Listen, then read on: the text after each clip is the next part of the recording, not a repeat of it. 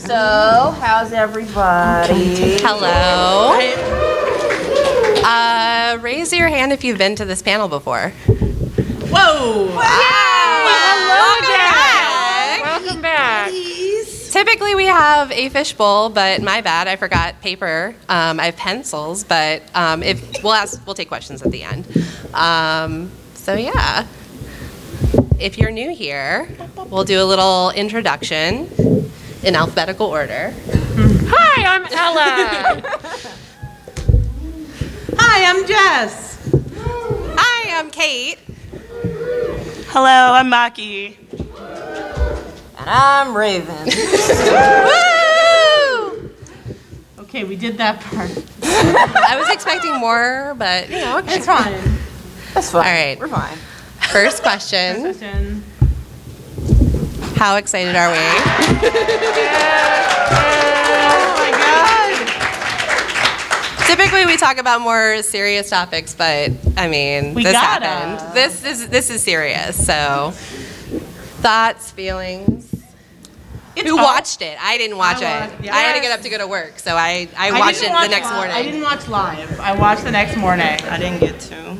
I'm saying. So I did stay off Twitter until I watched it. So I was surprised but not surprised because I had to open my coffee shop, so I was watching Wrestle Kingdom while I was getting ready to head into the shop, and then was kind of checking and trying to watch some of the live feed once I got my barista kind of going for the day. So my team was very supportive of all of my wrestle excitement that morning. So yeah. I was up at 3 a.m. and I was like, I need to go to bed because I have to go into the office. And then I checked Twitter the next morning and at 3:40. So if I just stayed up 40 more minutes.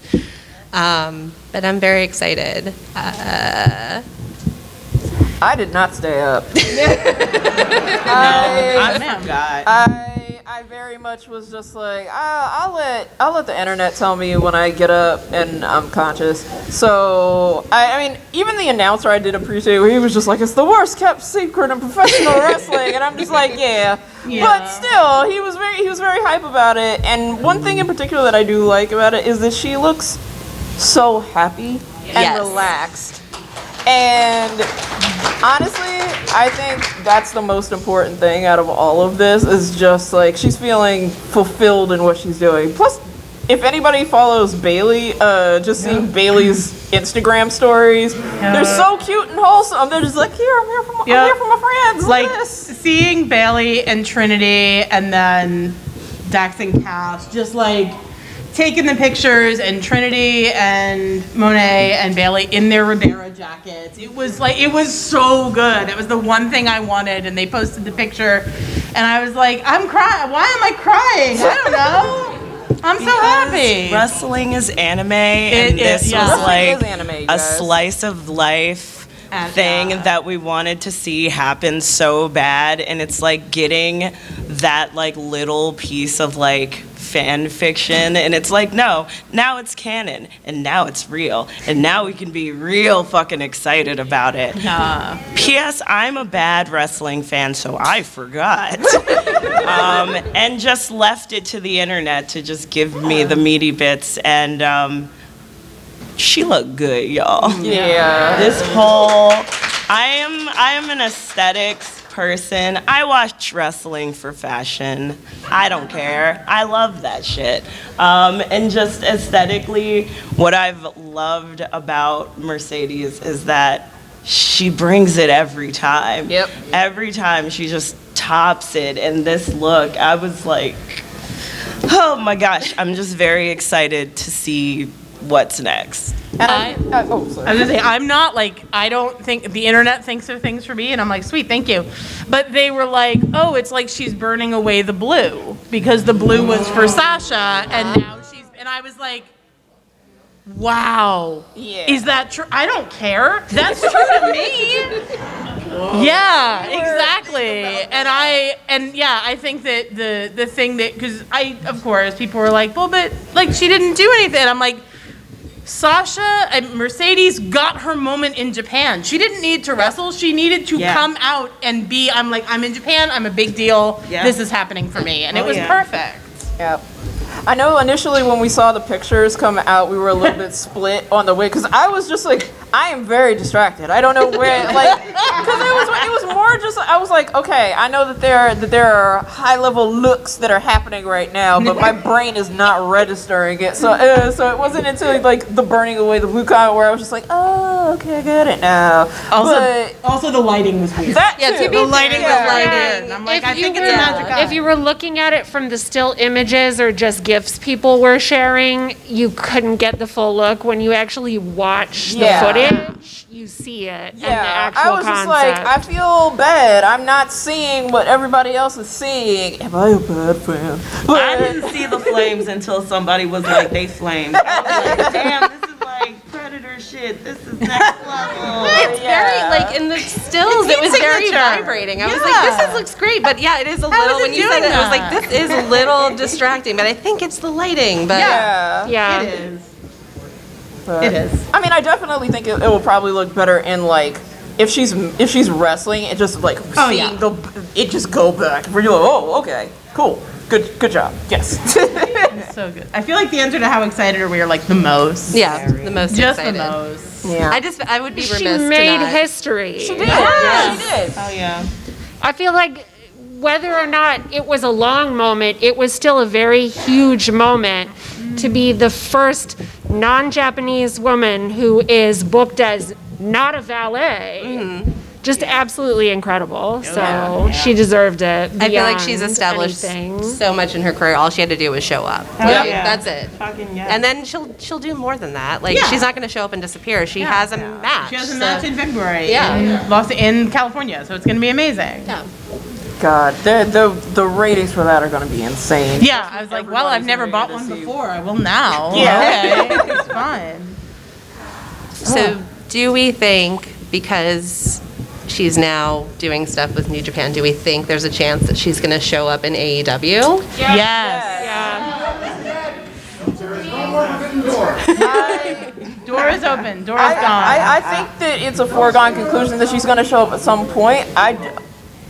If I were booking it and I had like Tony Khan locked up in a closet, I would basically have it with like her main eventing with Jade. Yes. Because think about it.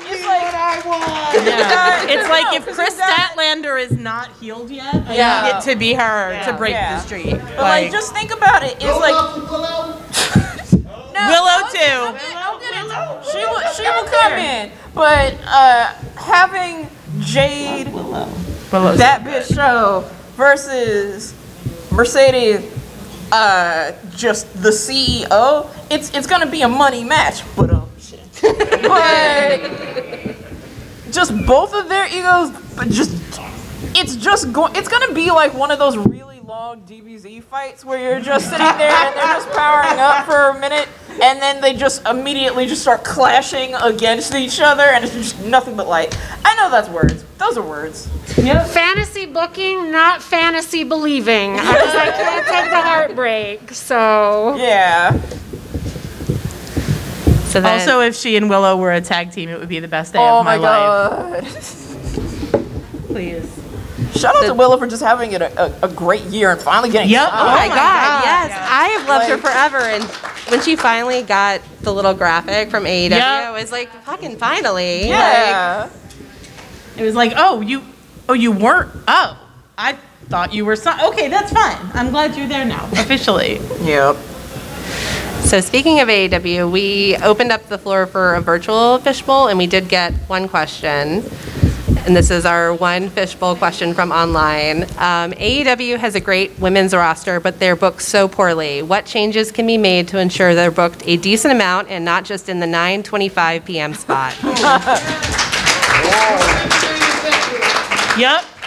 Main event more. I mean, just more than one match in a night would be awesome. Yeah. Right. It's got to be a mindset shift, though, from a booking perspective, is they actually have to believe in how good and how incredibly entertaining and valuable women's wrestling is. Otherwise, it's going to continue to be more of the same. Hire all of us. Yeah. I think is the answer. And All closer to the stardom than WWE. Yep. yeah. Everything WWE is doing is worth Other than using women, which at least Yeah. WWE is. I have to say, yeah, like for all of their faults, WWE, I'll watch Raw, you know, lackadaisically on a Monday night and be like, oh yeah, look at all these women's segments and women's matches, and then I'll NXT, watch women's matches. Yeah, and then I prefer watching Dynamite and Rampage these days, but you can call it, literally, the fact that somebody can say at 9:25, like, it's become a joke, at least on Twitter for me, like, call it 9:20, and then, like, 9:18, they fucking come on. I'm like, I don't want to have to pick out when they're going to show being right. the It doesn't 3 feel good. segments in a row, a match, a backstage segment, and then, like, a 5-minute match before the main event. And I Like, feel like that's kind of just indicative of like AEW's kind of like, it's too formulaic for Yes. me, and Yeah. I like, you can kind of call a lot of their matches Yeah. like down to what is going to happen next, the finish, everything. And not only I feel they need to try different things, I think they need more varied shine on their wrestlers. It's always the same few people who get like giant pushes, and then there are people who get pushes but then they're like dialed back. Yeah, and you're like, Yeah. where is Sunny Kiss? Where is Sunny? Free Sunny Kiss from Dark, damn it. yes. And the thing is, like, I love watching Dark. Dark is super fun, but I want to see them on TV. On main. I don't want to. Yeah. I don't want to have to watch YouTube for your Yeah. supposed inclusivity. That- Like, that's not inclusivity to me. Like, you have 2 days of live, like, not live, but like, you have 2 days of like primetime programming. yeah. Televised programming, Yeah. if nothing else. That's what I was promised when the Bucks and Kenny Omega came on and did their little PR, promo. Like, You mean to tell me they haven't changed the world, Kate? They said they were going to change the world. I thought they changed the world. they're innovators, Raven. They're innovators, innovators. I thought they were here to tear it down and rebuild it back in their own image. Is that a lie? They just, Did I they mean, lie to me? look at their own image. They're 2 white boys. I was about to say, to them, this is innovation. Yeah. Anything beyond. But I think one thing in particular, like with everything that you all said about just giving them more shit to do, they have a tag team problem where it's Yes. just they really love tag teams, but they love dude tag teams a lot. And even if they added in a few more like women tag teams, I'm not even sure if that would really shift it too, because there aren't women's tag titles, correct? Or am I? No. No. Yeah, no. So it's just like, yeah, it's like the fact that you all have been doing this for 4 years now, essentially, and everything is still like more or less the same. Yeah. Obviously, the pandemic happened and that had an effect on certain things. But as far as booking goes, like you see people that are literally tuning in for specific women on your show. You've got people tuning in for Nyla, you've got some people turning in for Jade. I have a friend who's never watched wrestling before, and I showed her a picture of Jade and the baddies, and she immediately was like, "Oh shit, hold up, tell me more about this. How do I be a baddie? I want to get in on this." And it's like, you have so many engaging people in your women's division that you're not giving enough of an opportunity to. Yeah. And people get bored. Like, I work on Wednesdays, and when I get home, I'll message our various wrestling group chats and just like, was there a women's match? Because if there wasn't, I'm just like, oh, okay, fine. Like, Maki and I literally had a conversation in our panel chat one day. I was like, did it show up? Did it happen? And Mike was like, oh, it'll probably show up around like 9:19. Literally 2 minutes early, it showed up, and I was just like, you called it. That's great. Oh, Like thanks. clockwork, baby. And I was like, it shouldn't be that way. I don't think what helps, and I say this as somebody who's a fan of Ring of Honor. I went to Ring of Honor shows, but you have this influx of Ring of Honor talent, and Ring of Honor had the same issue. Like, they had a lot of male wrestlers, and now you've brought in all of these Ring of Honor talent, and I love Samoa Joe. I do. I think he's the best. I want him to kill everyone, but I don't need to see him in lieu of all of the women's talent that you have. Like, it's not... I just want to see more women's wrestling that isn't about a belt. Like, Yes. it's fine. Yes! It's- Women's wrestling for wrestling's fucking sake! Yep. Yes. That was, and I'm going to say this, that that's the one thing AEW has lacked for so long, is that, women actually fighting for, national champions is fine, but it still comes to from the head. Yep. It becomes that's going to be. I think that if they did, the one thing they should do is put more of the women's talent there. You can get better feuds, better, spotlight. Yeah, maybe some of them probably are not going to be good on the mic at first, but you put them in positions and make them feel like they're. Yeah. You don't get better if you don't right. try. You don't Or know if you whether or don't not get they're the good unless you give opportunity. them a shot. That's a Yeah. lot to assume. And AEW is centered around a win-loss record. Yeah. Like, you can have matches without having it being centered around a title. Like, The- you do it with the men all of the time. The number of times, I think it was Sky Blue, when they were like, she's like 46-1. I was like, what? From where? When? And I'm like, oh, because YouTube. Like, and it's like, I understand that counts, but I'd like to see her on TV yeah. at any point. Yeah. Also, for people like me who are like, I'm not gonna go and do all the extra stuff. Yeah. As much as I would love to do and see all of the wrestling I can see, my brain is not set up where I can sit there and look at YouTube and be like, this is TV, this is live television. I can't do that, and there are people who just can't, and it's a little bit, it's kind of shitty that some of the people that we do want to watch or we would want to watch, the only opportunity we get to see them is on these matches that are on YouTube or online in this kind of nebulous space where there's so much other shit. Yep. It's hard to just zero in sometimes and be like, all right, I'm gonna hunker down and watch Dark, or I'm gonna hunker down and watch anything that's not how you typically consume wrestling, I guess. As soon as it goes to picture-in-picture, I get distracted. Yeah. That's a whole other thing. Like, Doesn't in matter general. who it is. Like, Death Triangle was wrestling, and I was like, what's going on? I don't... There's What a is big this commercial The for? TV is so small. And then I'm like, oh, shit, that's my favorite wrestler. Oh, no, he's in the corner. I don't know what's going on. I get overstimulated very easily, so They do picture-in-picture It happens all of the So much. time. Like, so much. And Everyone gets, I was to say, they are equal opportunity picture-in-picture. Yeah. That's everybody. But it's feel- very bad. I feel like I shouldn't have to do a side quest in order to watch my Yep. wrestling. Like, you tell me I have to tune into Dark or to Elevation and stuff like that to see the people that I like. And it's like, but why though? Like, I get it that you've got your big money draws and Tony's playing GM mode for everything. And he's like, my toys are gonna be on here tonight and I love them so much. But it's basically one of those things where it's just like, you could swap out people every week. Yeah. You can do that. You have the opportunity to. You just don't want to because you feel as though there are certain people that are supposedly bigger draws than other people. It's like you're not giving other people enough of a chance to be a draw. And it's not just, and again, whatever. Here we are. It's not just catering to fans who are on social media. Like, if you look at the live crowds, how crazy they go for Ricky Starks. Yes! Like, the people who are buying tickets and sitting in those arenas want to see those people. Yeah. It is not just like, oh, it's these 20 people on Twitter. No.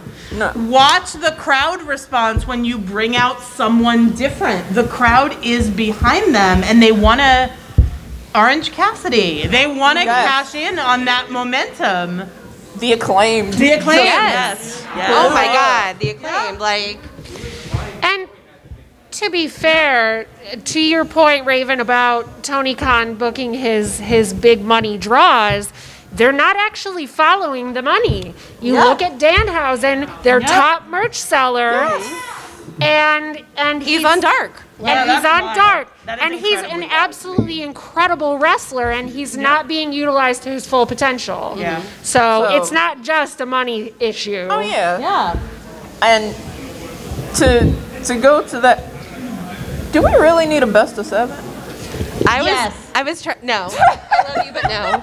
No, we don't. But I don't- I Wait, I You know what? I needed it's, it. do we need a best of 7 for I the don't Elite wanna versus watch- Death Triangle? Here's the thing. No. But will I watch every one of them? Yes. And that's the thing, is like, if you build out people more than just the fucking Elite, then you can have best of 7 with any fucking body. But you could have And- done the best of 7 spread out. Yeah. Like, it's so short. You Yeah, could have you spread. could spread You it could have taken that shit into the spring and interdispersed other stuff. Yep. Maybe Tony should hire. I- I don't know. they But should like, hire I'm just us. Long-term storytelling doesn't mean you have to tell the story every single They week. have a storytelling Like, trust me, the Bucks issue. are gonna get their name whether they're on TV or not. Like, I think it's gonna just happen. Them drawing out, like, they're good and then they're bad. Cause yeah, this was the best of 7 specifically was very wild and interesting and a little bit jarring. Although I like those people a lot, it's a very fast way to get people burnt out Yep. on people who are so red hot. Like, I love me some fucking Pac. Pac is my fucking top gremlin. He is in my fucking wrestling shire forever. But I'm like, I'm sick of this. Wrap it up, B. I'm sick of this. And like, that is a slot that you could use for someone else, for like another match, for telling another story. And it doesn't have to be something that's long and drawn out. We just want something different. Damn it. Yep. Yeah, you It could could have done end best of 5. Yeah. Why 7? They could have even, with like Pence and them, they could have even done it at AAA. Yep. They could have shifted one of those matches to AAA. That would have been a cool thing to do. I'm- Even ended there if the Lucha Bros ended up winning. AAA would have let them have way more blood. Oh yeah. AAA would have let them use those hammers on each other's faces. So Just remember what Penta did to, what was it, that mask match we had. Oh, yeah. Oh, yeah. They're not letting that on TV. No. Business. I'd watch it. Y'all Are we ready? y'all have Should we better move to the next stomachs than slide? me. yeah. Yeah, I feel like we gotta. I don't even remember what the next slide No, is. me neither. Yeah. That's a good question. This is our first panel since January 2020. We were supposed to have it last year and then we pulled out. Yeah. This is a general how are we doing, how is everybody doing? But how are we doing? Yeah.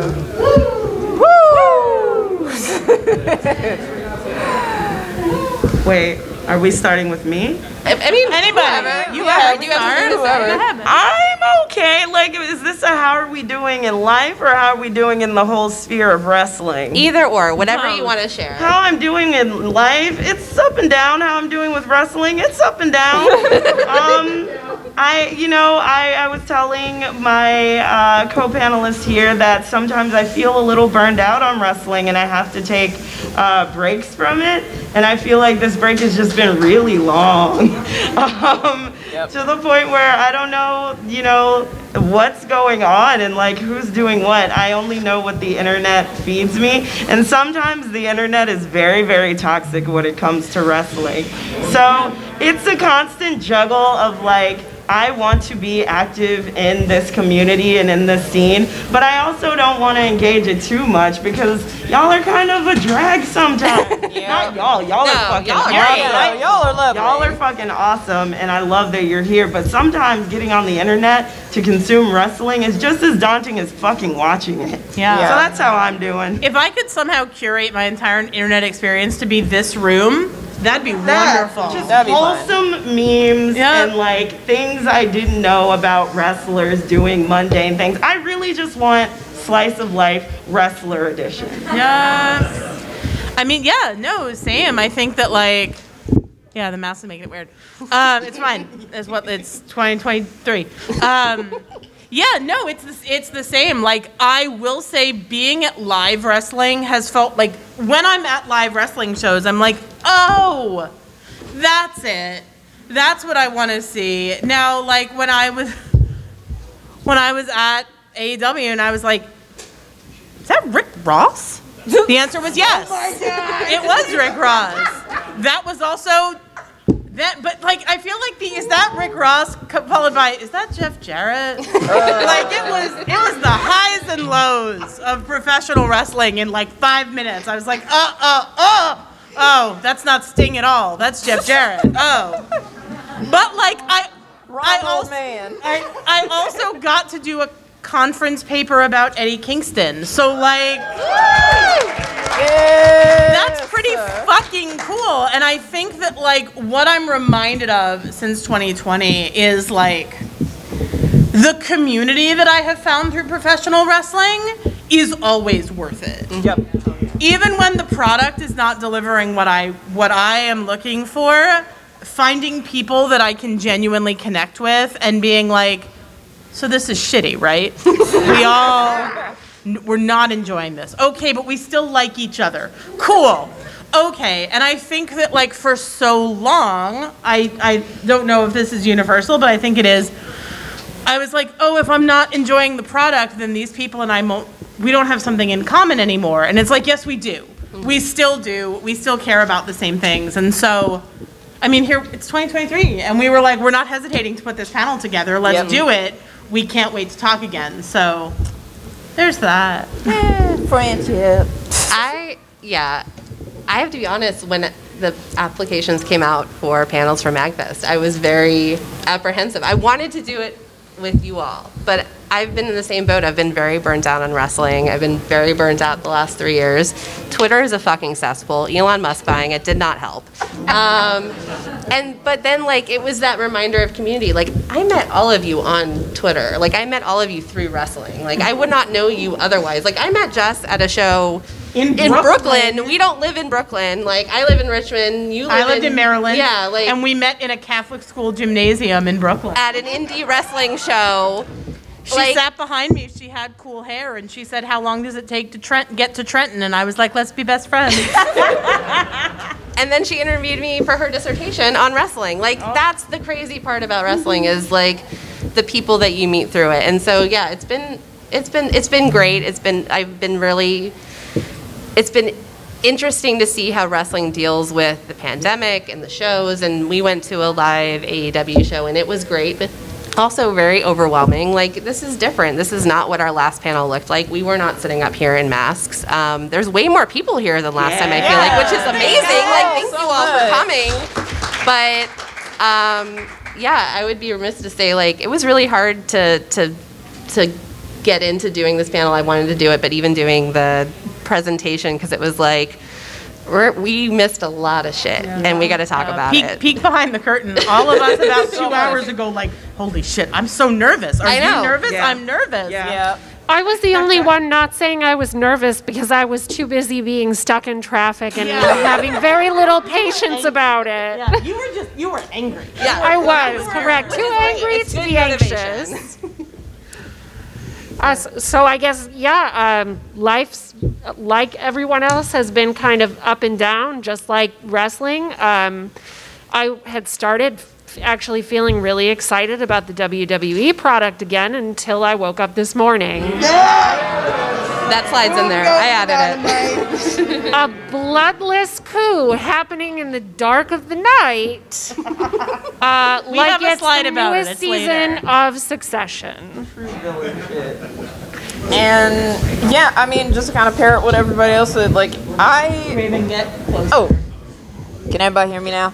Okay, cool. But much much like with everybody else, I was feeling those burnout pangs, but I am a creature of habit, so I would tune into everything that I could every single week, just in the hopes that I would see some things. And a lot of that persistence was rewarded with seeing Willow finally getting like officially signed, getting to see just the natural progression of a lot of people over the course of the night, like seeing how well like Sheeta did, how Jade got better on the mic. Like people gave Jade a lot of shit. They really did. They were like, oh, she's wonder real why. shaky. They're like, oh, she's real shaky on the mic. Oh, her moveset it's not that great. When was the last time that you tried the new thing and you weren't 100% perfect on it? I want to see that. Go ahead, tell me. Tell me what you did. What you did. Goldberg for fucking years. Right. Yeah. Like, Just to say that you do not hear the men getting this much shit. and it's You never do. the only You all accepted Ryback. Stop it. but like Stop it.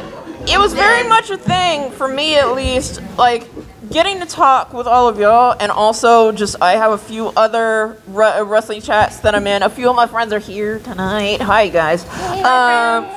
The community around wrestling has been so forgiving in terms of just, oh, you don't know anything about this? Here, let me go ahead and tell you all these things. Literally today, I was texting with a friend who, she saw that I was going to be on a panel and she lives states away and was like, you posted the thing about Bianca and Alexa doing the Scary Movie 3 recreation, and off the strength of that alone, I am now interested in wrestling. And I was just like, cool, I will direct you to a bunch of stuff. And she was like, are there any career wrestlers and stuff? I was like, oh, buddy, let me just raffle all of these names and stuff. And she was like, this is the greatest thing I've ever seen. I will report back. And I got to give a lot of praise to local friends like Billy Dixon. I got to just promote like a bunch of previous things like Butch v. Gore. I got to talk about Paris is Bumping. I got to show them a bunch of stuff that they'd never seen before. And I explained it to them in the way that I explain comics to my customers. It's just, if you want to try this thing, it is a lot easier sometimes to just follow a character as opposed to a storyline. You don't have to try and dig through all of the various storylines and the things that have come before, because it's a lot. It's intimidating.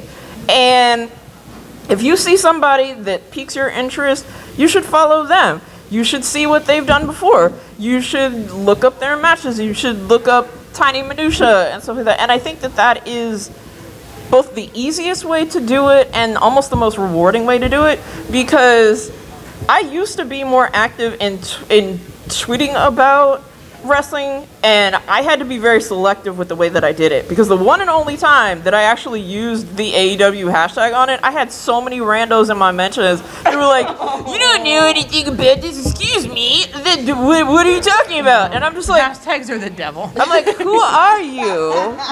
Where did you come from? And also delete. But it's one of those things where it's like I love getting to bounce thoughts back and forth with you all when we would watch like the big pay-per-views and things, and I just see like, oh, did you see that? Oh shit, I saw that. Or when my friend Ashley would usually like, she'll show me, hey, did you see that one person?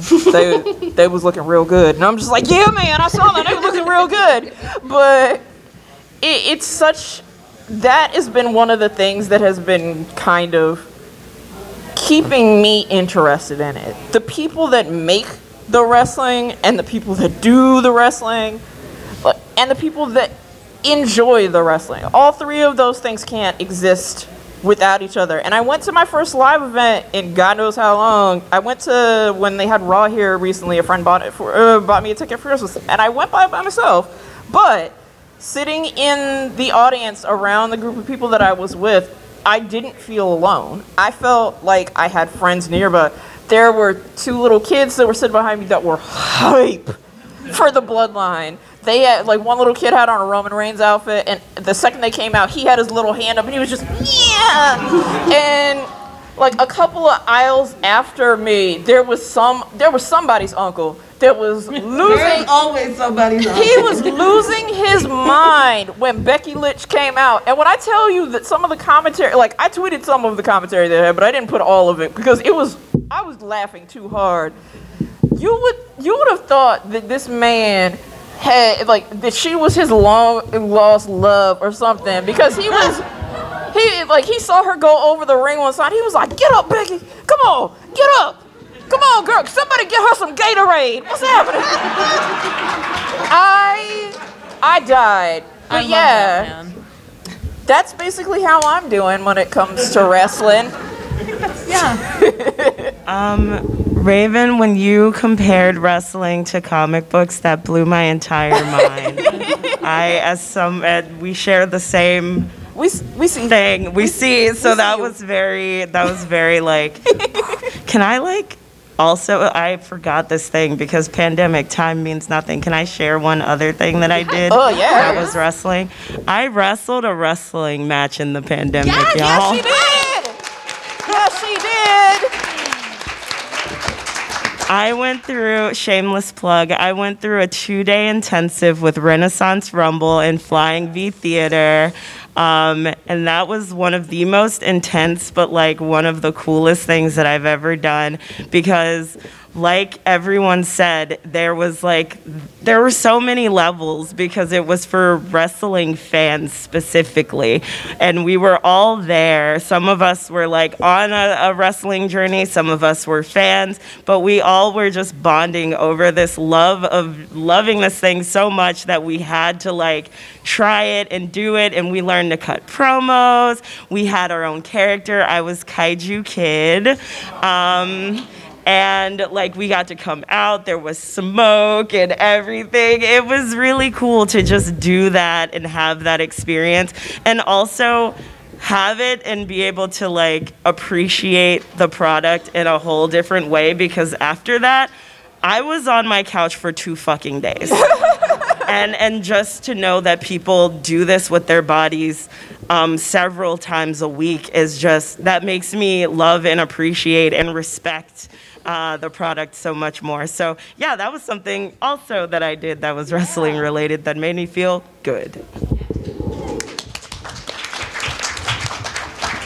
I don't think I ever shared this publicly, but I went to a Chikara like level 100 class in like 2015 where you did the same thing. Yeah. And you took bumps and then I had to get on the bus back from Philly to Richmond the next morning, and I was like, I'm going to be a wrestler. I'm going to do this. And I was like, no. I'm good right here. Just. Yeah, Maki, you're so lucky that you were up and walking around after 2 days. It took me 3, and that's back when I lived on the 4th floor of my building. So. I had a 3rd floor walk up, and I was like, someone's going to have to carry me home. I don't know how I'm going to do this. What's happening? I have no idea. It's amazing. I have never attempted to do it because I know that my little body will just snap in half. But one thing that I've never talked about, but I am very interested in trying, I think I want to try being a ring announcer. You should.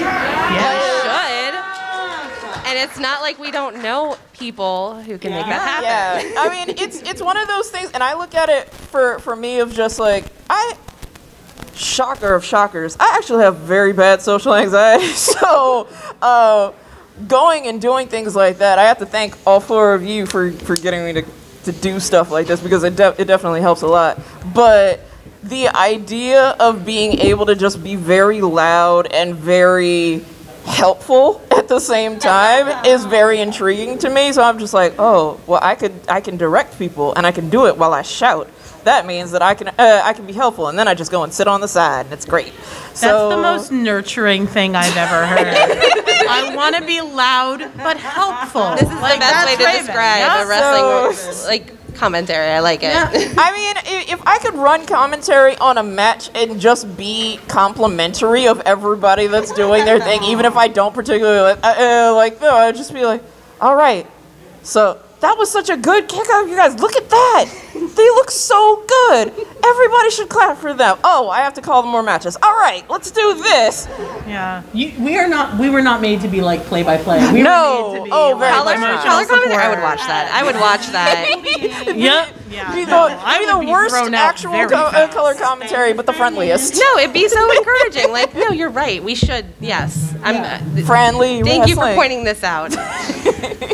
Yes. No, you'd be wonderful at it, and you'd be encouraging. And I have multiple friends who are like, Jess, I can't sit next to you anymore because I know you technically know that the wrestlers know what they're doing, but you yell, please look out, so loudly. And I'm like, I'm caught up in the moment. He's not looking. And she's like, I can't sit by you. He knows he's coming. I'm like, no, he doesn't. They're not He being tricked careful him. enough. They're not being careful. Someone's gonna get hurt. That's what's changed as I've gotten older as a wrestling fan. Is they're not being careful enough. No. I worry. I worry constantly. You're just Your sitting knees there are not shouting meant to like do it's a that. Blue's Please Clues stop. episode. It's right there. It's like, be There's the careful. clue. Please, there's no need to climb up there. Please it's like talking to a cat. Like, get down, get down. Why doesn't anyone have a squirt bottle? Get down.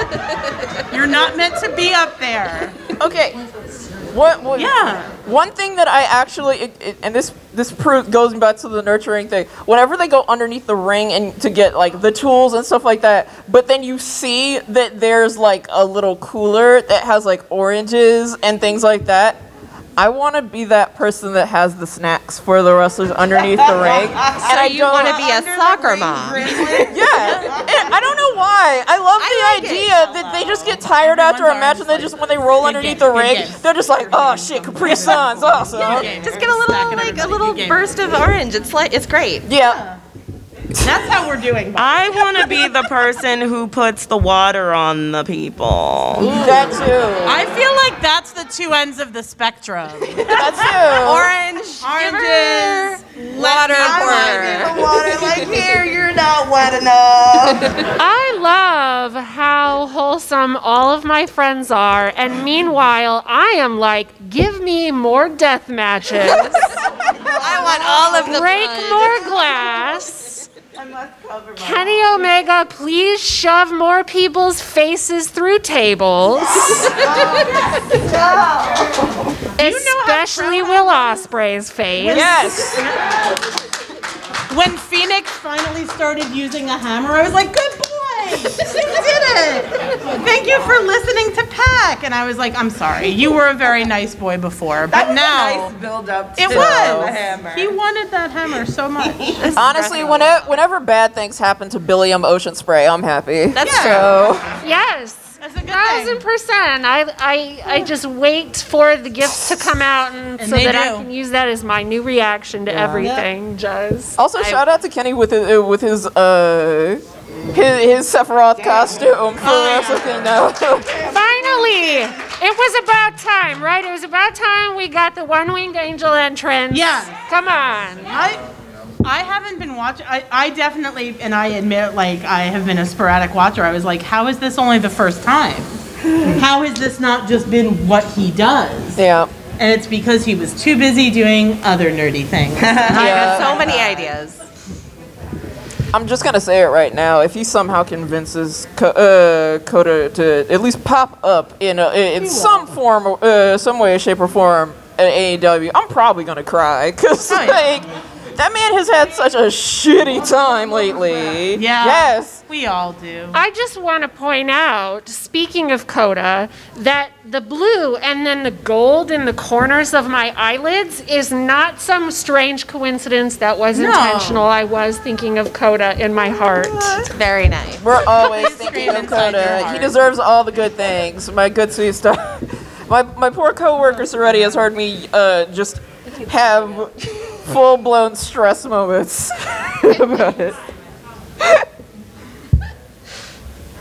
Sorry, I just asked Kate what our next slides were. And my whole face just went on. You can't see it because I have a mask on, but I was like, Kate, what's next? I tried to balance it. Balance it. And we were like, I wasn't expecting to get so wholesome in the how are we doing. Is but this anyway. Yeah. we don't have to spend a lot of time on it, but we weren't here in 2020, so or 2021. Like, it happened, and there was a global pandemic and also Yes. And also a reckoning. yeah. Wow. So Oh, wow. that was a time, you guys, wasn't it? There was a lot happening. Yeah.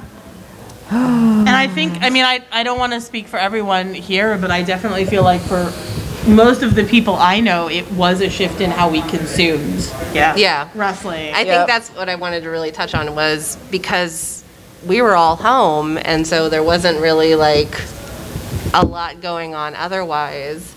It really, I mean, for the most part, I really had started to examine how I consume wrestling, but because it just felt like it was a long time coming. Like, honestly, there's always been this very dirty underbelly in wrestling. And I always warn people, and I feel awful because I always bring people in to watch wrestling and new people and be like, you're going to love this. You're going to love all this stuff. But also, by the way, because inevitably I'll get that text of, hey, what's the deal with this? What's the deal with that? And I'm like, fuck, you weren't meant to go on the internet. You were supposed to watch it with me. Like, you weren't supposed to research. Like.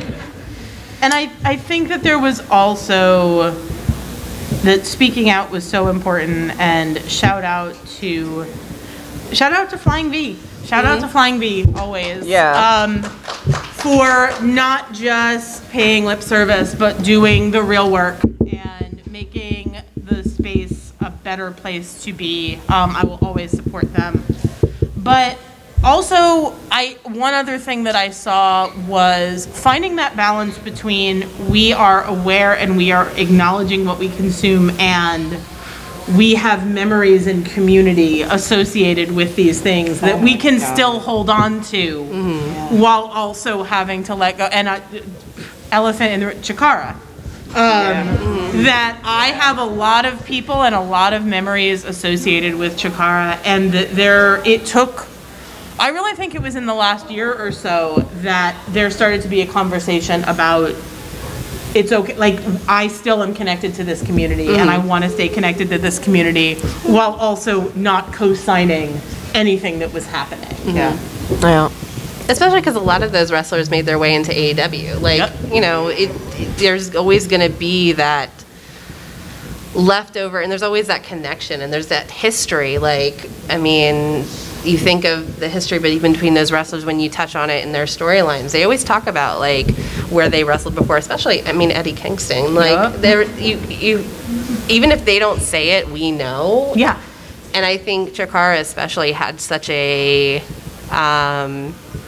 like, I had gone to a couple shows. We had gone to a couple shows, and I wasn't really as interdispersed with the fandom as other people were, but it was such a close-knitted fandom. It was kind of devastating even to watch from the outside, just the implosion. Like, that's what happened. It just kind of, I mean, and I knew just it was inevitable, but I think a lot of people just, they don't want to think about that. And it's hard. It's hard when you're watching something, and it's hard to watch something that you love that it doesn't necessarily love you back, but it makes you feel like shit. Like, and it's doing terrible things. Like, how do you reconcile that? And figuring out that, again, as we said, not everybody is as online. Not everybody that's is. The other thing. And that there became this, I'm sure all of you saw it. I experienced it as, like, a cis white woman, so I can't imagine what it was like for anyone who isn't, you know, in a pretty protected class. But there's this idea of, like, well, you knew, you must have known. And it's like, no, plenty of people didn't know, or they didn't know how deep it went, or they still don't know because if you weren't on social media, you wouldn't necessarily have any idea. And balancing that, wanting to, like, inform people and educate them without shaming them is a huge part of it. And I think kind of tying it back to what I was saying with comics, where it was just wrestling and comics are really intertwined in a lot of ways, because on the one hand, like, they're huge. Everybody knows what comics is. Everybody knows what professional wrestling is. But on the back end, you don't really know about how the sausage is made. You don't really know about the people that are involved in making the entertainment that you enjoy. And so when something bad happens and word gets around, then people automatically are caught off guard by it, and that's understandable and totally fine that they're caught off guard, because you're not going to know every single thing that happens and every single person that's involved in it.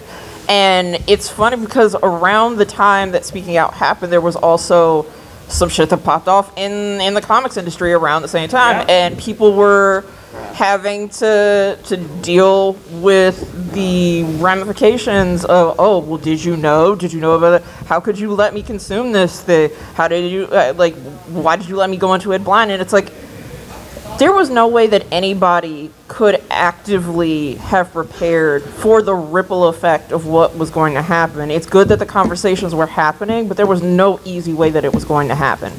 And like just said, it changed the way that you interacted with it. Some people I know wholesale were like, well, I'm not gonna engage with any of this anymore. I'm done. And some people were like, well, I can't give it up because I have so much connected to it. And I think when people were finally given the opportunity to sit with it and go, okay, this is a thing that has happened. I'm going to be more mindful about the ways that I interact with wrestling. I'm going to be mindful about the ways that I interact with comics. It came about in such a way where a lot of people that I know in both communities were like, I just need a moment. I need to sit with it, and I need to not necessarily be okay with the information that I've learned, but just kind of internalize it and go, well, from this moment forward, I'm going to try and look at things just a little bit closer. But the things that bring me joy from it, the people that I know for a fact are actively trying to make both spaces safer, making them more accessible for everyone. I'm going to put my support behind them. Yeah. If I can't do anything to change either one of these corny-ass industries, I'm going to at least try and speak with my dollars and speak with my time and try and make what little impact I can on this. And I think that that's been really encouraging to see, especially as we now have more live events and we're having conventions and people are actively getting the chance to interact with the people that make the things that make you happy. I think that obviously there was no easy way that any of this information was going to get out, but now that it's out there, we can at least kind of acknowledge, yeah, these are things that we enjoy, and they're things that make us happy, and the things that give us our jobs. So some people make livings off of it, but they're not above scrutiny. And I think that's the most important thing that's come out of it. It's like, nothing is sacred. Nobody is above the law in this. So if you do dirt, you deserve to have the dirt exposed. And the people that you hurt deserve to speak their piece and be safe. So there we go. Comics and wrestling together. Oh my god, you guys, what? I wasn't expecting an applause. Thank you, that was very nice of you. So, do we want to... Do we move on to the next one? Oh, we have some, Yes. we also have some hands. Yes. Oh, yeah. So, I have a friend an old friend from college I stayed in touch with. They live in Philadelphia, and for a long time they were taking their child to Chicago shows. Yep. And it was the most heartbreaking thing to watch him. This was like, I don't know how to explain to my child that we, one, can't go anymore, and two, he felt like he was done with wrestling. He eventually decided he was not, especially I think when some well-deserved talent started showing up at AEW, but this devastation, he was like constantly posting pictures of the two of them together at shows, of them meeting, like heading to and whatnot. It was, to see such a big part of that love just be destroyed, it's heartbreaking. And more to the point though, there's a thing that he said that always struck me about that, is that it wasn't just hurting, that it was necessary. That he could not, that if he didn't know that this never happened, he would be horrified with himself for continuing to take his child to these shows. And so, in many ways, you're right, this is a reckoning. It needed to happen. Yeah, I And definitely, I think the thing is that it's like, it needs to happen even if the whole industry burns. yeah, I think there were a lot of people who were like, I wish I didn't know. And it's like, yeah, but then we can't make it better. Yeah. Yep. We have to, if we know it's hard and we have to reckon with it, but we can make something better. And I think that we need to have a lot of grace and caring and invest time and energy in the people who took massive risks to speak out against people who were being actively harmful. Yeah. Yep. Because you have no idea what that takes until you have to make the choice of whether or not to say something. Yeah. So many people got blackballed. So many people were told to their faces that they were lying or they were only doing it for clout or so many other horrible, awful things. And like you said, it's like the only way to get to a better place is to go through the bad shit. And every single person that spoke up and spoke out and helped everyone that was affected by it, like they're heroes. They don't want to be, but they are. So It shouldn't have had to happen. Yeah. Essentially, like it shouldn't have had to come to that.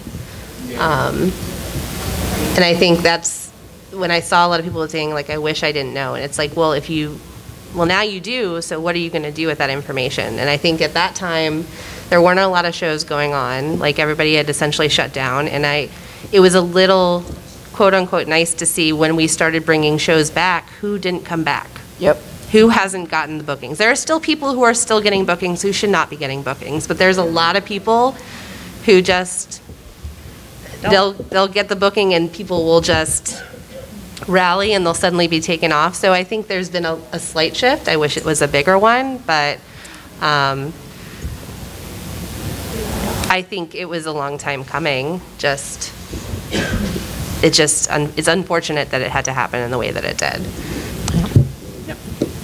What a perfect segue to my question, which is about long-term ways of moving how this happens, because I do feel that like these sorts of reckonings, how do you prevent it from being just a thing that happens every 10 years? Because it's unsustainable, it's unhealthy for everyone involved, it's like on like an internet driving you up the wall level, but also in just like how it spills out beyond where it needs to be. What do you see, in addition to putting your money where your mouth is and investing in places and people that are doing it better, what do you see as other ways that accountability and community communication can sort of keep it from being the kind of thing that just Flanders is every 10 years and pops off? So I don't know if anyone's familiar with Tara Calloway. She runs Drop Kicks and Depression. Yeah, and she did a RAIN training in the pandemic, and I attended it. And they brought in somebody from RAIN. If anyone's not familiar, it's a sexual assault advocate, and we had like a come to Jesus meeting of what you can do to essentially, if you're at a show, if someone comes up to you. And for years, I've always been somebody online who says, if I'm at a show and you're at a show and something happens and you can't find somebody who works the show, come find me and I will help you. Because I have a background. I've worked for agencies that works with sexual assault victims, and we'll figure it out. But she ran that training and she promoted it, and a lot of people showed up. But I think more of that needs to happen. I think there just is. It's an uncomfortable conversation. I'm feeling uncomfortable talking about it now to a room full of people, but it needs to happen. What happens, and it starts on the ground level, because a lot of these things happened not just at WWE and AEW. They happened at independent shows. Like they happened in our hometown. Like our hometown. Like I live in Richmond, but I would go to DC. Like they happened. Nova Pro. Like it happened at Nova Pro, and I loved that promotion. I knew people in that promotion, and it was awful to like know these people and know the things that happened. And I think there just needs to be more people being okay with having these conversations and talking about it, and bringing in people who are not wrestling fans, bringing in outside subject matter experts who can deal with this stuff, because and there are people in wrestling fandom who have those backgrounds. Like, I'm just a wrestling fan, but I'm a graphic designer. I do other stuff. Like, there's plenty of other people in the fandom who do other stuff. And if you just listen to them and you bring them in and you put aside your bullshit and you put aside your clout, like who's popular and who's not, and you just listen to people who have that knowledge and who have that expertise and are willing to train you and to bring that information, I think that would help so much. But I think there's this weird issue, and I think it happens in all fandoms, but I'm just speaking from the experience of being in the wrestling fandom, where it's a popularity contest, and the people who get the clout and do whatever, like, what are you doing with it? What are you promoting? Who are you bringing other people up? Are you pulling up the ladder behind you? Like, are you bringing other people up with you? And once you get there, are you providing those trainings? Like, let's talk about the issues. These are not new issues. This was not new in 2020. This is not new in 2023. I've been a wrestling fan since 1997. It's been an issue for years. I started getting into going on to independent shows in 2012 and 2013. I was at a show in 2013 and I found photos of me online that somebody took without my consent and tagged the promotion in. That was in 2013. Like, that's 10 years ago. That's fucking bullshit. And the fact that it still continues to happen, like, we need to talk about it. And I think things like this, I think other people doing panels, and I think other people doing trainings, like, that's what needs to be done. And I think just, it sounds, I think sometimes there's this sense of like, it always has to be big. And it's like, have a code of conduct and mean it. Yep. Yeah. Establish basic things, basic protections and guidelines, and then enforce them in a way that makes people feel safe and doesn't put the onus on victims to be the ones to make a scene. I think that whenever I see that a promotion or anything has a code of conduct that's enforced, I'm a lot likelier to support it, because I think, okay, you care about making people feel safe, and not just feel safe, you care about really making people come in that room and go, while I'm watching this show, my safety is guaranteed. And I think that, you know, there is this idea that it's like, we have to do some really big over-the-top campaign. It's like, no, just have a code of conduct and mean it. Have someone there that people can talk to. Bring in someone who's an expert in the field that isn't just one of your boys. It would mean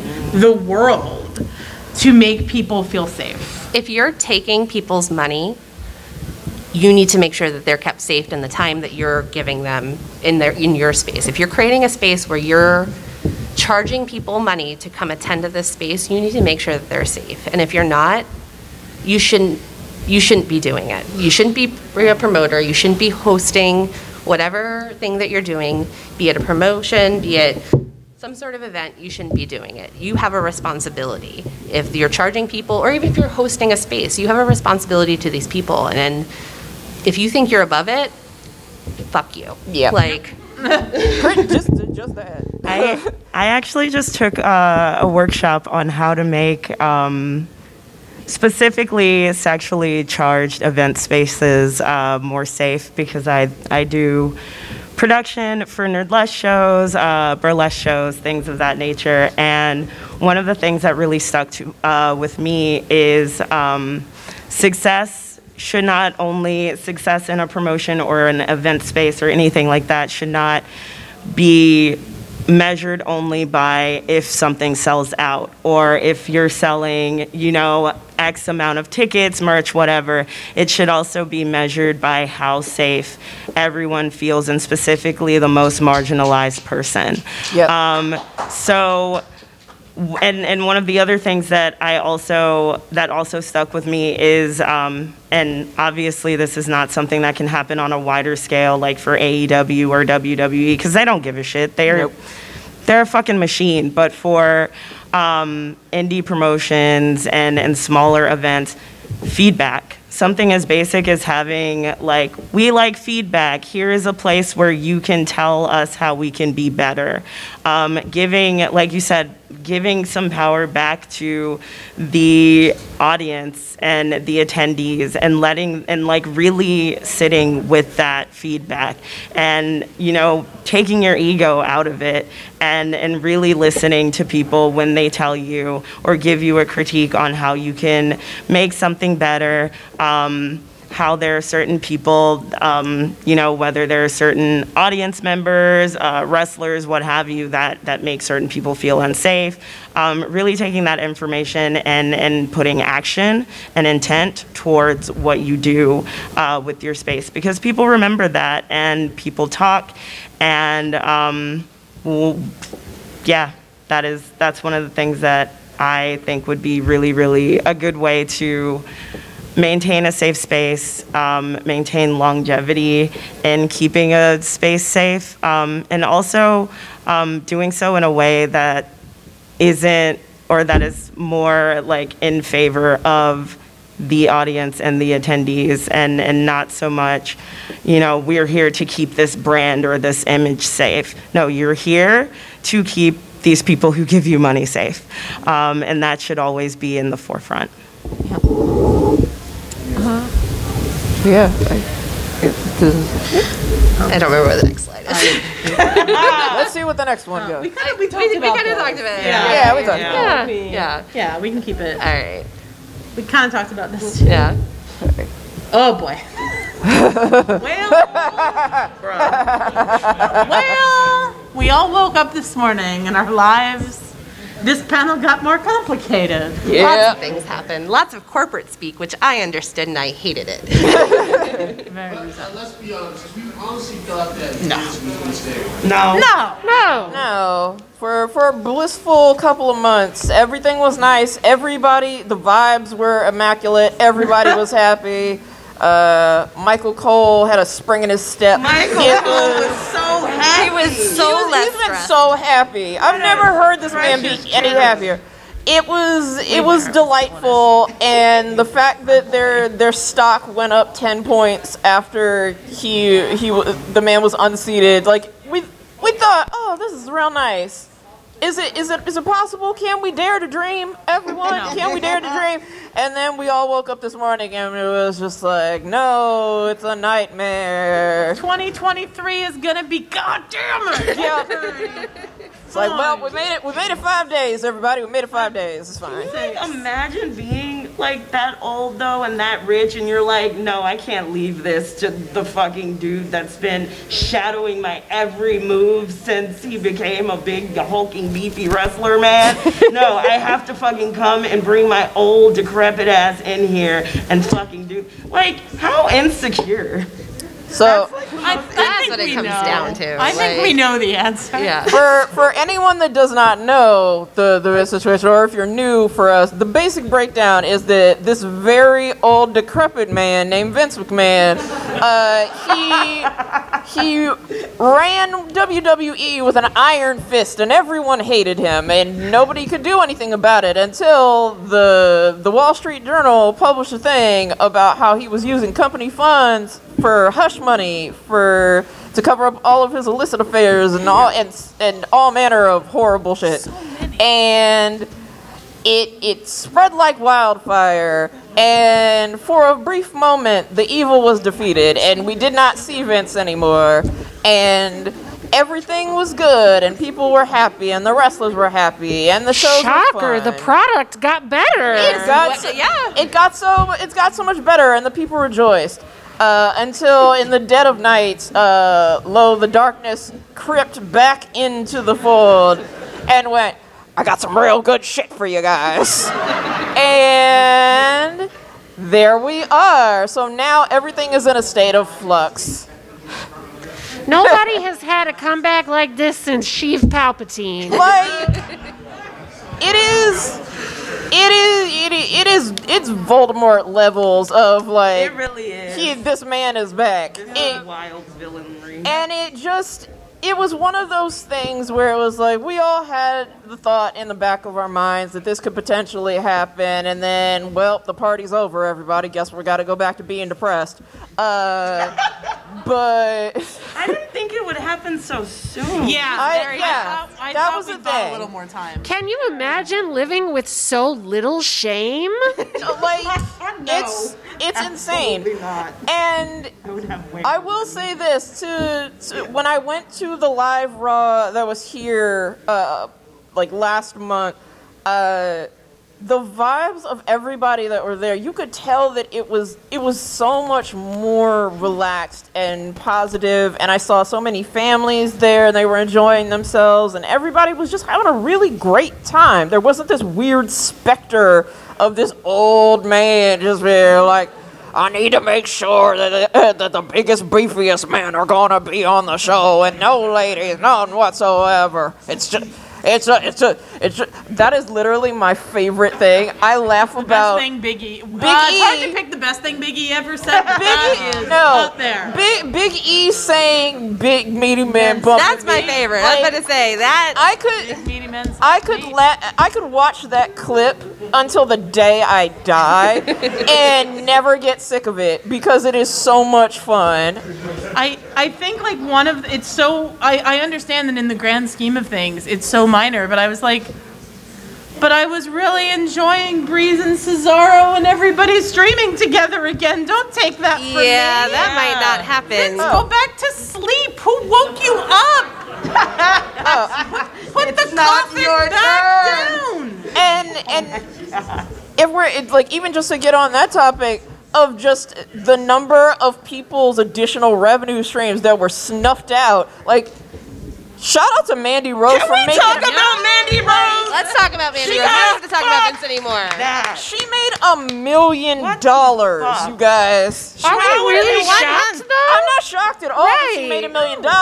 I'm just, when I saw the thing where it was like, oh, Mandy Rose and her partner, they bought a Rolls Royce, I was like, oh, damn, okay, you got Rolls money. I guess I'm just still genuinely shocked that you could just use someone so egregiously for sex and just have them on Front Street. Like, they really made Mandy Rose in an image of a diva from the 90s and early 2000s. And it was fine. That's cool. Like, she's so good in that role. Mm-hmm. But how the minute she started to benefit from it, it's let over. me just do this myself. Because they can't ever let any women have agency over their bodies, ever. They can't let anybody in WWE have any agency. Nope. They have a huge problem Why did they drop people's names? Why was Austin Theory just Theory? I don't know. I think about shit like that so often. Just many minute things that I'm like, what was the reason? I did laugh with that initial thing after Vince was ousted for a hot second and Roman was just like, your daddy's not here anymore. I laughed so hard.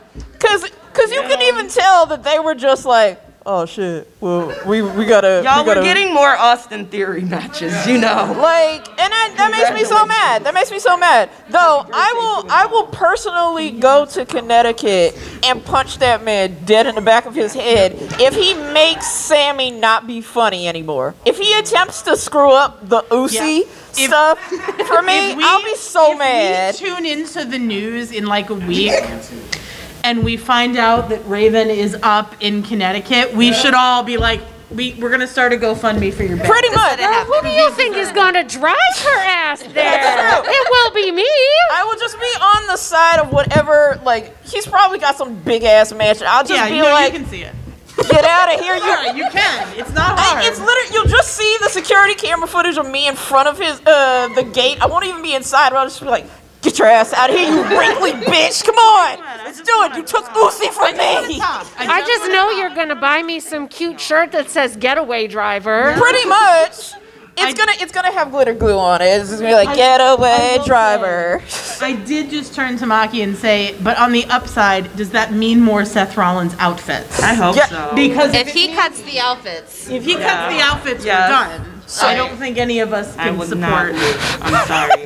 I love wrestling for the aesthetics. As I said, I watch for booties and outfits. And WWE delivers. honestly, They deliver. All the time. We can't hate on All that. the time. honestly, I think my favorite part of wrestling in 2022 was just bouncing, like in the multiple wrestling chats of just Seth Rollins' fashion watch.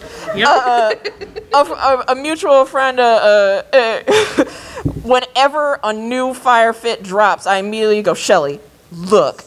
And my favorite fits, whenever he puts them on, are the fits that look like the one rich auntie that shows up for brunch and that's going to get it's all on me. It's fine, just put it on the time and stuff like that. But you know that she's gonna dip out early because Mr. Earl comes calling, and he had on this one outfit that was it was like black lace. That's my favorite. I love and it. just The hooker daddy. just All of us were like, down yeah, hold on. Like, and how are you he dressed had like a whore on the black booty shorts were on underneath it, and I was just like, oh, he's feeling himself in this one, because he's loved every single other outfit that he's done, but this is the one where he was just like, I'm gonna go out there and I'm gonna show every single person in the audience, like if they thought, oh, Seth's gone too far, Seth's too silly with these outfits, he was like, no, I went to the finest rainbow in the and I found the biggest outfit that I could and the flashiest one that I could. I just have this image of Seth Rollins in whatever town they go to, he looks up wherever there's like a wet seal or a rainbow or someplace Forever like 21. a Forever 21. Who would win in a pose-off between Seth Rollins and Dalton Castle? Dalton all day, every day. Would someone speak for Seth? I thought you were going to say Seth Rollins and So- Ricky We're Starks. not giving Okay. Wait, no, I like that one better. Seth Wait, Rollins and Ricky Starks. Ooh. I like No. That's a good. No.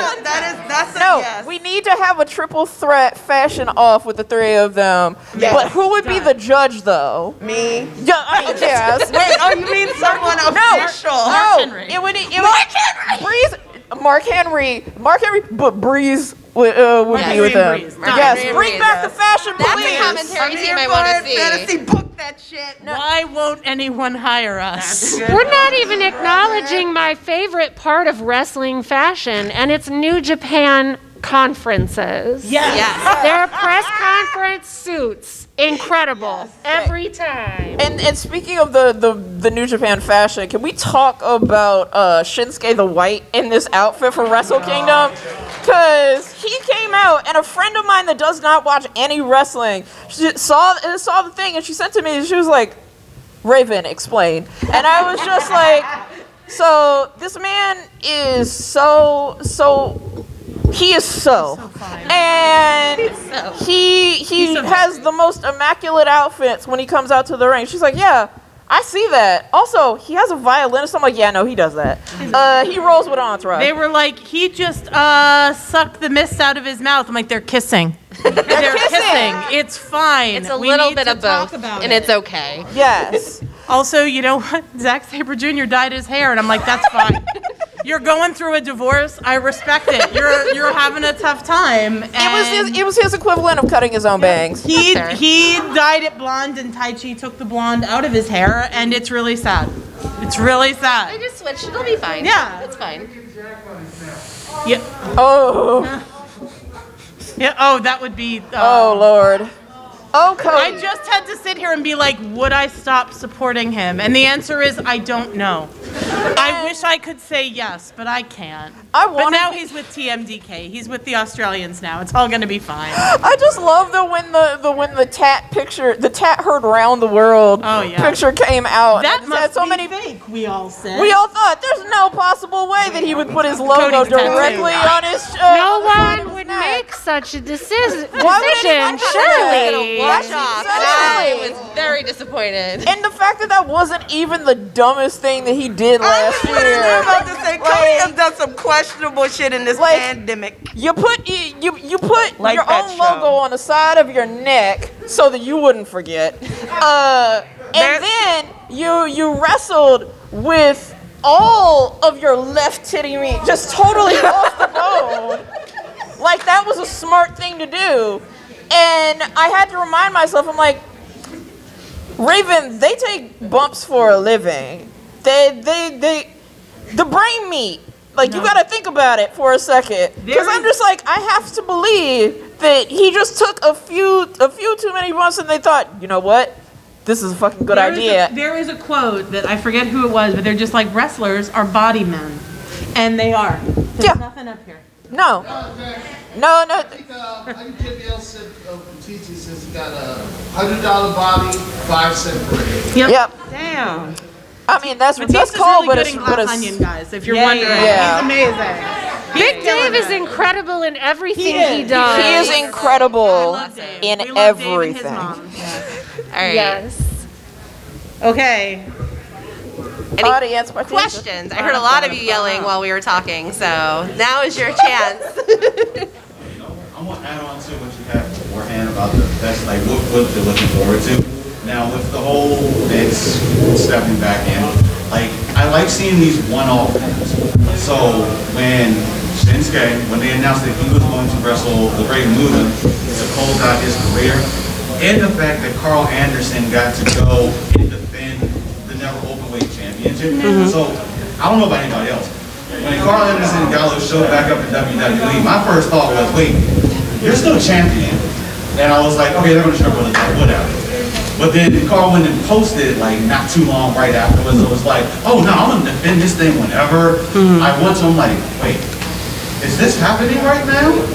Like, just those one-off type of things. Like, I don't need to see, like, WWE versus AEW. I don't necessarily need that. Yeah. But it's cool to see, like, the one guy every now and then, like, just go over, hey, I'm just here to be here. And the Shinsuke match, like, that was probably the best we've seen Shinsuke in the ring in God knows how long. Yeah. He was. I think he was happy. He was. And I think it's realistic. Like if you think in terms of wrestling, like to have everything so siloed like that, we don't need. Like you said, we don't need a forbidden door situation. This big. Ooh, sorry. This big. I'm very excited. This big to do, but just. Occasionally you want to go to Japan and fight, like, and I think that should be okay. It makes. I've always been of the opinion that more promotions should work together. I think AEW and WWE should work together. Everybody makes money. Like collaboration benefits everberybody. Yeah. I was gonna say, if you're gonna classify them as contractors, you should let them do what they want. That's the other thing. There's some stuff coming out that I'm hoping helps them because. They are not technically independent contractors. Like, we all know they're not, and I think it's high time that somebody with more power than all of us in this room does something about it. Because it's been legitimately one of the things I do really like about the wrestlers in AEW is that there does seem to be a willingness to be like, go do it. Go do that. Like, go do your hometown promotion. You want to go to the West Coast. You want to go to Japan. You want to go to England. You should do that. Yeah. Because it's a win all around. It's more eyes on the product. And I feel like the more we see those cross promotions, when I see someone from a promotion I've never heard of wrestle someone I love, I'm like, well, I should check out this promotion. I want to know more about them because they brought in this person that I really love watching. This is awesome. I feel like we all I'm trying to think now. I feel like we've all talked about like inter promotion matches that we'd like to see. Yeah. Well, one thing I worry about like this coming back is that poor Karrion Kross I'm sorry that you said poor Karrion Kross. Hello, I was like. We have our opinions. I will never say poor Karrion Kross. I don't. be a silent version of Shredder. I'm like, what He's just so boring. The best putting thing him about back in the Karrion Juggernaut. Cross is his wife. I was literally gonna say, if we don't get the Scarlet Fits, that would make me genuinely sad, but Yeah. zero else. Yeah. Yeah. I do, like, as you said, you know, did we dare to dream that Vince wouldn't come back? And I think we all knew, but like, the number of talent that were like, I want to go back now because Vince isn't running the show. And I'm like, Yeah. I am so sorry. He is. He is back. And What is William Regal doing right now? He's VP of something. He called Tony up right now. I want to come back. I mean, according to AEW, I think he's still in the hospital, so it's fine. He'll He just can be make in the a hospital. miraculous He's probably at recovery. home with his lizards and his jams. I still need some homemade William Regal jam. Why not? Tell me I where will I say can buy this. I will say this. If Regal leaves before he finally gets to tenderly embrace Excalibur, I'm gonna be really pissed. He's gone. I mean, He's gone. He's got He's the. gone. He's gone. He's gone. Yeah. He's got a new title with WWE and everything. Well, Also, I guess I'm going to Connecticut, you guys. I'll see you later. I know that I understand, and I think it's very fair that it's like, I don't want to have to watch stuff on YouTube, but if you're not watching AEW with RJ City, that's a very worthwhile use of YouTube because it's a gift. And I thought of that specifically because he interviewed Excalibur, who was like, no, it's William Regal's making things uncomfortable with my wife. It's fine. If He you wants really- to know why I don't talk to her that way. If you really love RJ City, Yeah. you should check out a series called Murdoch Mysteries and find the episode that RJ City was in. And not the only wrestler to have guest starred on that series. Oh. There's a lot of cool people who've been on Murdoch. Everyone's been on Murdoch, I'm pretty sure.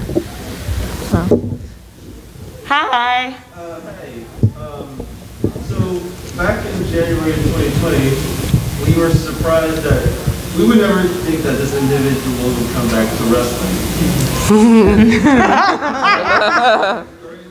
Lol. And recently, with what happened at the Fallout, what do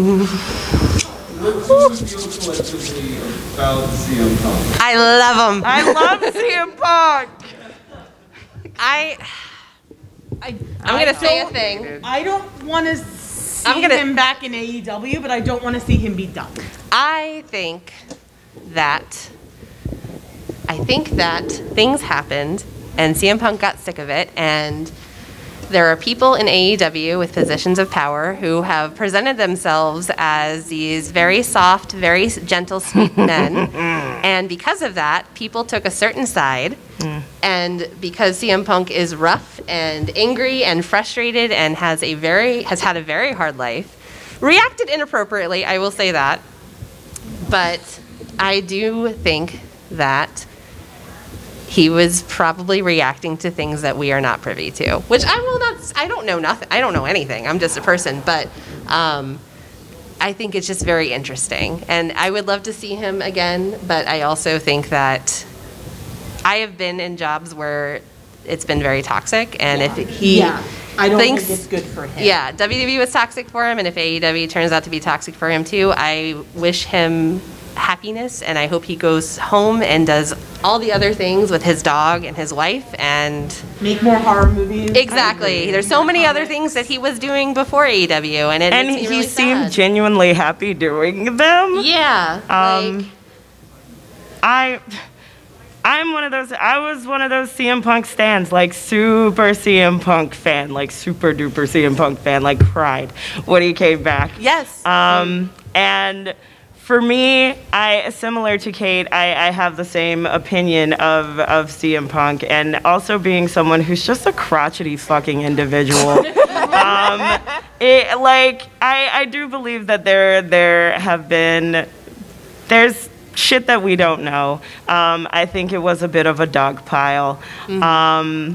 I think the internet wrestling community has the tendency to pile on like certain information and just build a fucking mountain of just negativity, and it's so hard to like shut that out and like look at things kind of objectively.